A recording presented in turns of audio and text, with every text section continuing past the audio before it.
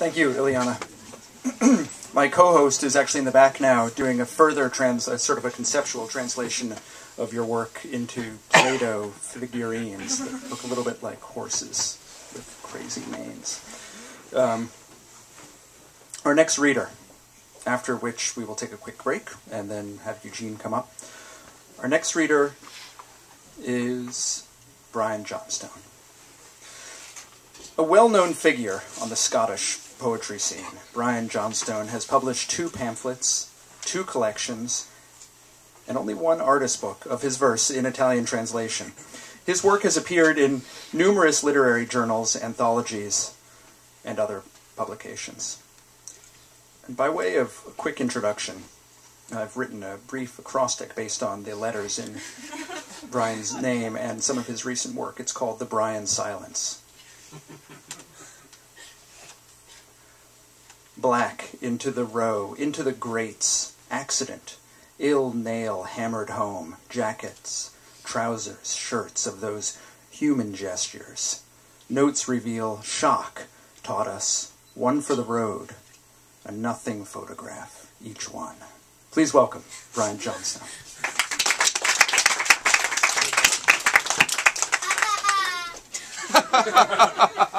Start. Hello, everybody. I'm going to have a secret guest of my own here, so can you please welcome Ben Bryden, who's going to play some sax with some of my poems.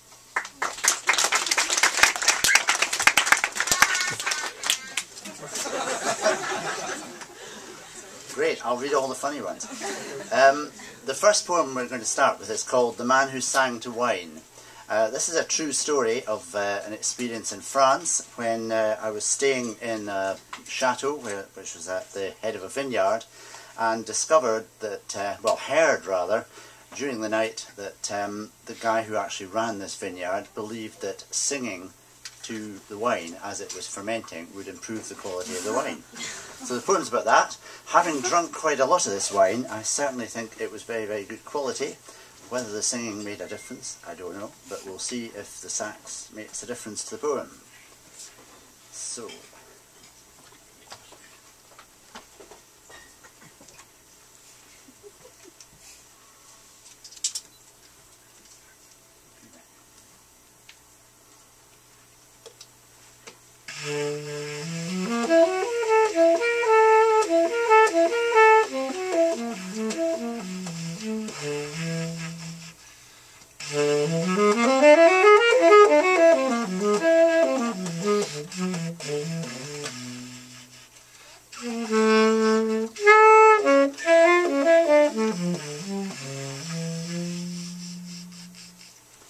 The man who sang to wine is who we're hearing in the basement. Midnight, and we're taking the back stairs up to that attic room. Morning, and he's crossing the yard in sunlight, his voice lifting once again. A fragment of some lyric, chante de renaissance, filters the air clear. And this he gives to wine, to cellar after cellar of the stuff. A chill runs through it.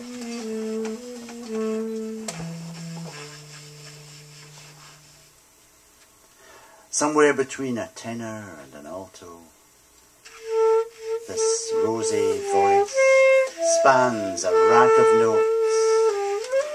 Each song-soaked bottle opens for our lips. The chill is there, the suck of grape on land, of some acoustic property on liquid, flowing down into our throats. The song dissolving inwards, taking clarity, the flinty soil, the element of joy, to tune our tongues.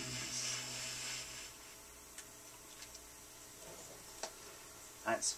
Ben is going to be back at the end of the set to do a couple more poems with me, but solo voice from now on. So the next one I'd like to do is called Amber. This is basically inspired by a trip to Lithuania, where amber is something that's sold everywhere, found on the Baltic.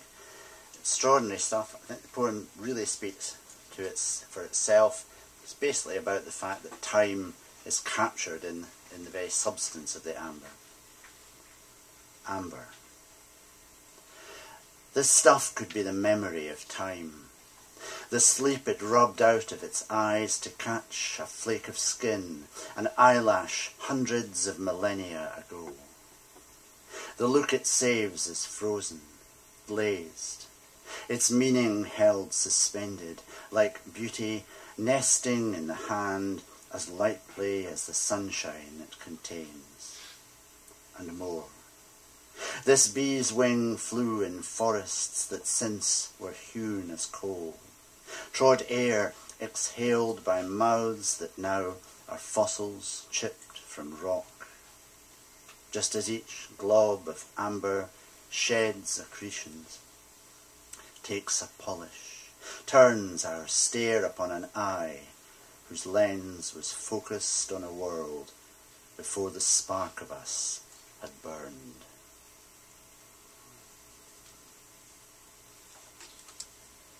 The next poem is entitled Ramsons, which is an old Scottish word for wild garlic, which is a plant that grows profusely in the woods in maybe about a month's time, so that everywhere you walk in the woods round about where I live in the east coast of Scotland, you get this incredible wild garlic smell. Ramsons. Silence is made greater in the pungency of these woods. Abandoned in this reek, the musky green boots crush beneath each leather tread, drawing it about the trespasser like skin.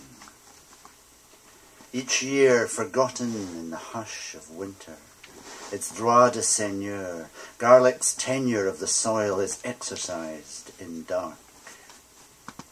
Suck deep, as it has done for seasons past account, on leaf mould, worm cast, humus forming around the root, and let the quiet breath, the taste of generations, seed the lungs.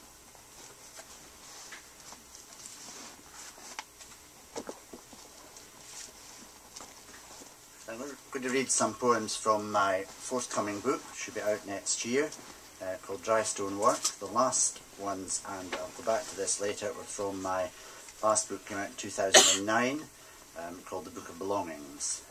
And copies are on sale, folks, if anyone's interested. Do see me later. One for the road. The headlights beam into the dark, illuminating silence the vehicle moves into, distant till it dopplers past, a fan of light that breaks upon a sky so full of stars, it's nothing but the swipe of us, intruding for a moment on the pitch of night, much as a match flares till it's shaken out, or as we try to make our mark but stumble, spill its substance, light up our surroundings only briefly. See, there's nothing more than we'd steered into. Find we're fumbling for the map.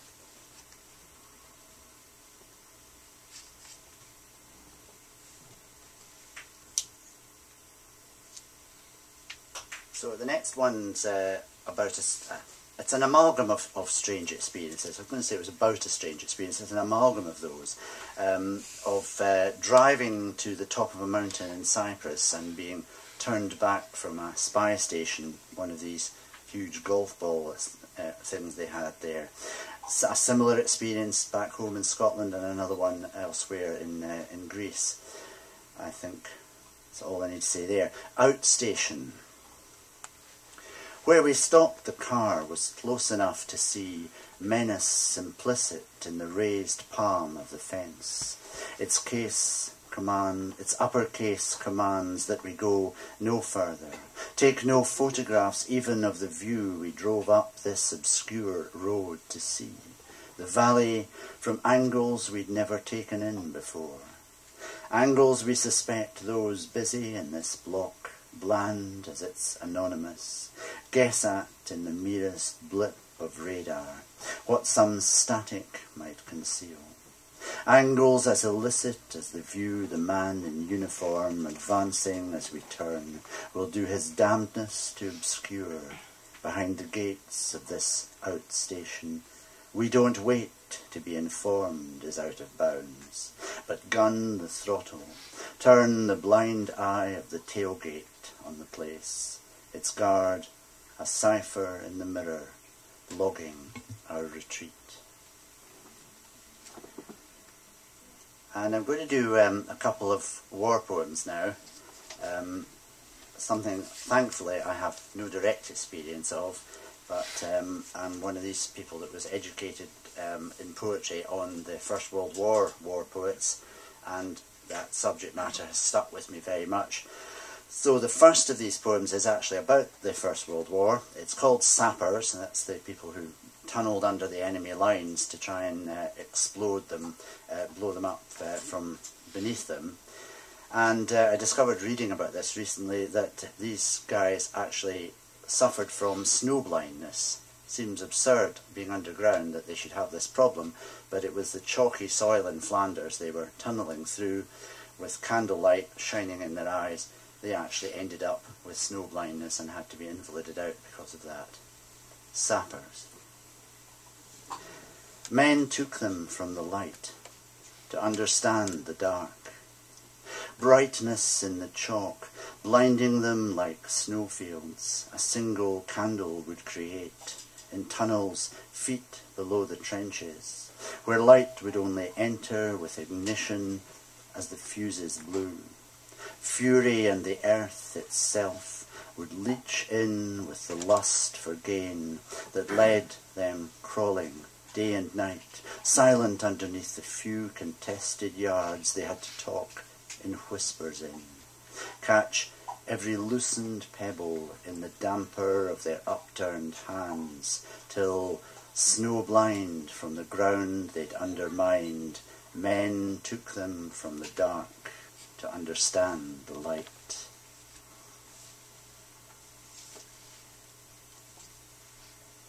And the next one's the title poem of my last collection, The Book of Belongings. If you Google The Book of Belongings, well, hopefully you'll find this book, but you'll also find where the inspiration came from. The Book of Belongings originally was a book of photographs circulated round the bereaved in Bosnia at the end of the conflict in Bosnia, and it was a book of photographs of belongings found in mass graves, so that people who'd lost families and loved ones were able to try and identify the remains from the belongings that had been found on them. The Book of Belongings. The book of belongings of those found dead lies open across my lap. I cradle it and look, not knowing what I must find, half hoping to recognize nothing. Photograph after photograph, page after page of someone's jacket, trousers, shirt.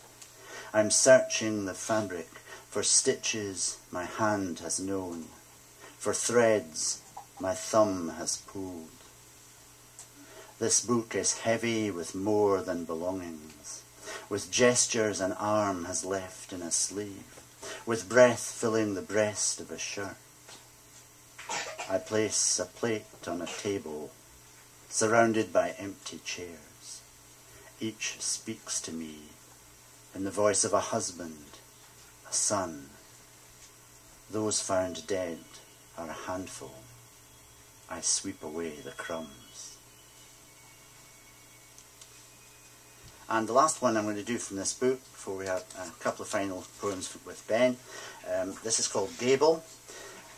This is an attempt to look at a site that was very common in my younger days in the 1960s and 70s, when a lot of the old tenement buildings in Scottish cities were being demolished for slum clearance, and you would commonly see the whole gable wall of a block of flats, apartments, which half of which had been taken down, exposing the pattern of people's living room walls to the eye of the passer-by.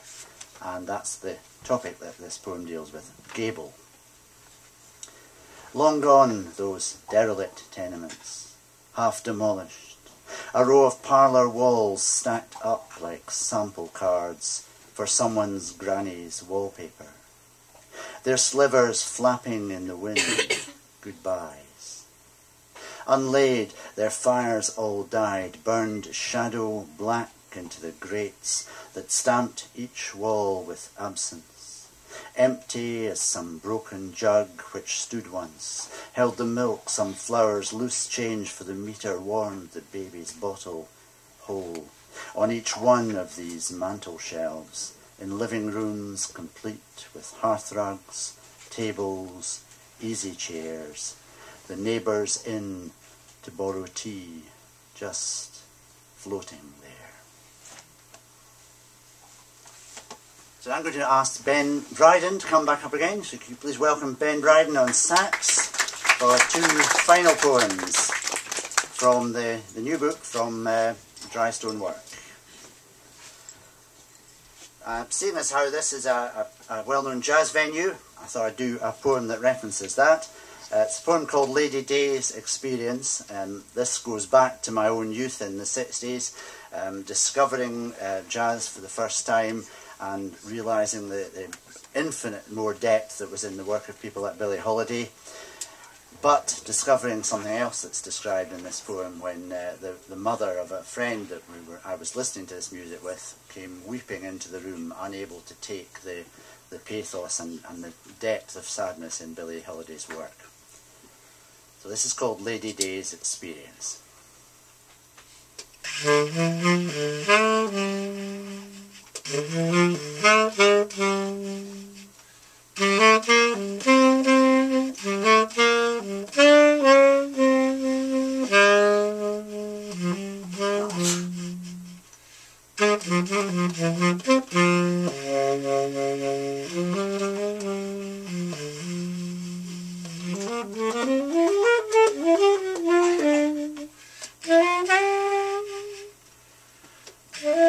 What was music to our ears, she said, was too much grief to hers.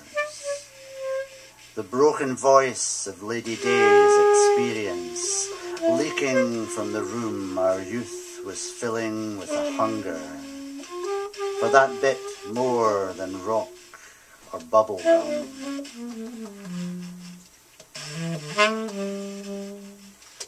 We hadn't noticed as the door had opened, she'd come in, weeping into one last glass of wine. The woman she still was, no way his take for granted mum, had shown us both how Billy's damaged vocal cords corralled the blues to open wounds that comfort couldn't close.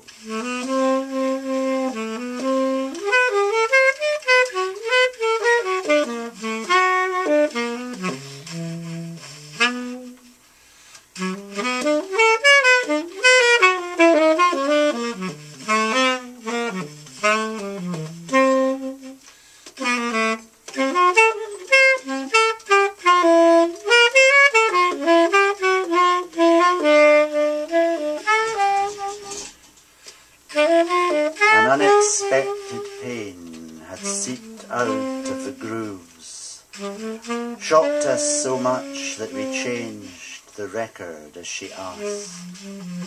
A woman's voice, another's bitter tears that aged us, playing cool in that suburban room, taught us so much more than liner notes reveal.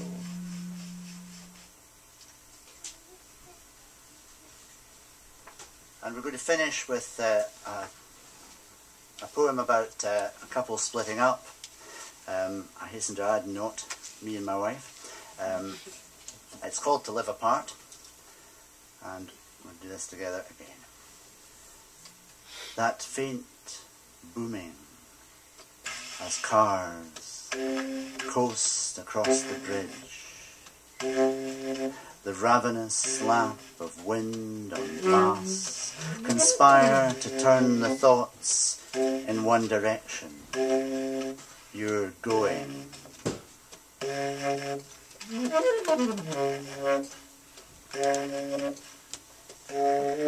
A night like any might have been before you crossed the road, waited for the lift that you'd been taking there for years.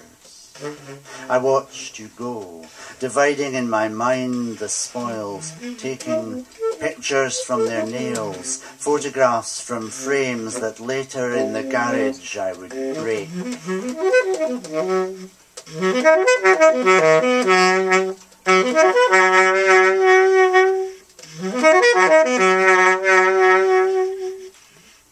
The images I kept, buried them beneath the surface of my days, below the passports, door keys, airline tickets, beneath the scars.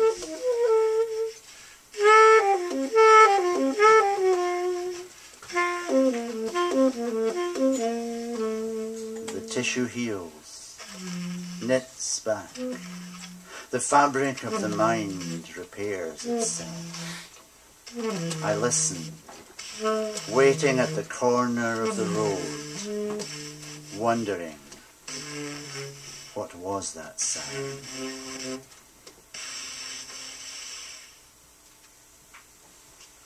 Thank you. Thank you. Ben Dryden.